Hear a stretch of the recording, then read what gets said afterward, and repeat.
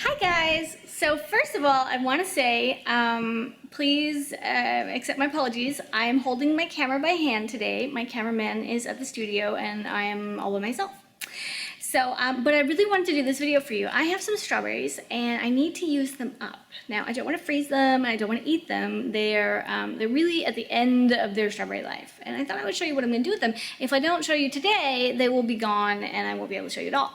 So come on outside and I'm going to, show you what I'm going to do with my strawberries. So first I have to figure out where I put them. I think they're over here. Okay.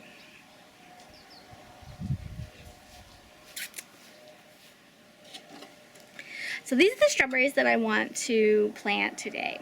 What I'm going to do, or my intention, is to create strawberry volunteers.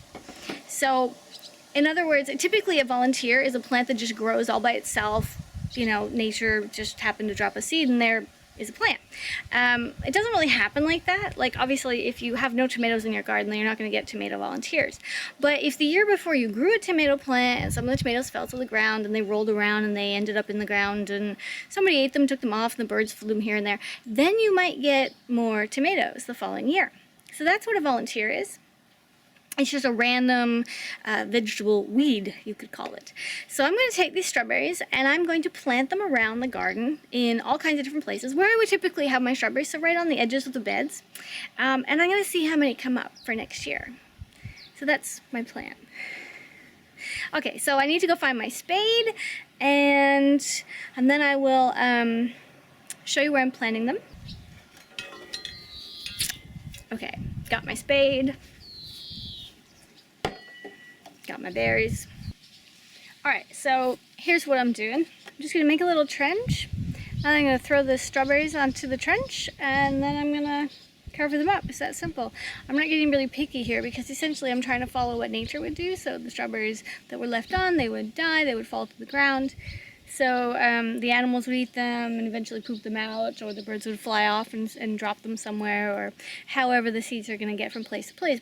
So I'm just helping them along by putting the seeds where I want in the full form. Now, I do know if you're thinking that this is a lot of seeds in one spot, that is absolutely correct. Most of them won't come up. I don't think I'm going to get thousands of little strawberries everywhere. But if they do come up in a large amount, then I'll just go through in the spring and I will actually thin them out or take them apart, move them further and further away. So obviously some of them aren't going to, because they'll be buried too deep, or as we're working in the garden they might end up too deep, and others the birds and the animals might take away. So between being close to the surface and too far down, I think we should get a few that will work. So that's just a little idea of what you can do with your strawberries when they're old and you don't want to eat them and you don't want to freeze them and you're pretty sick of strawberries because you've had nothing but strawberries for weeks and weeks and weeks. Thanks for watching. Okay, and just on a little side note, I want to give you guys a little update. This is what the peas are looking like. You can see that. So they're really starting to come up. Looking good. And the carrots, which I plucked in a few, sometime last month. I don't have a smell to them yet, but they're definitely carrots. So I got 2 packages of them. And then all these boxes, if you can see these boxes, these are going to be my winter seedlings. I know I'm a little late. I have other things that are starting. I actually had a few problems. I had these going really, really well. I brought them outside to harden them off from the grow room to putting them in the garden, and I put them a little too low, and little Lily came over and she just nibbled like crazy. So that's what I'm left with. So this is like the second set of true leaves that are coming out after Lily's harvest. So we'll see how much of that happens. And I've got a few more in the growing room that I have planted. And then these boxes I'm going to plant too. And over the next few days, I hope that I can get some of the stuff out and into the winter garden. So that video will be coming soon. I am working hard in the winter garden and I want to show you guys what it's going to be like. But it's going to be a pretty long video because I'm going to cut everything together over the last few days and show you how I turned over the dirt, how I prepped the soil, what I put in, moving in the potatoes, all that stuff. So stay tuned for that. It's definitely coming.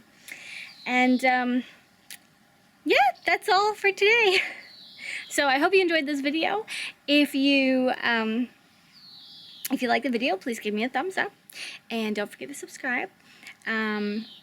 Comments are always welcome. Let me know if you've ever tried to do some volunteer sprinkling, if you've ever put something in the ground in the hopes of it popping up. And yeah, I look forward to your comments. Toodaloo.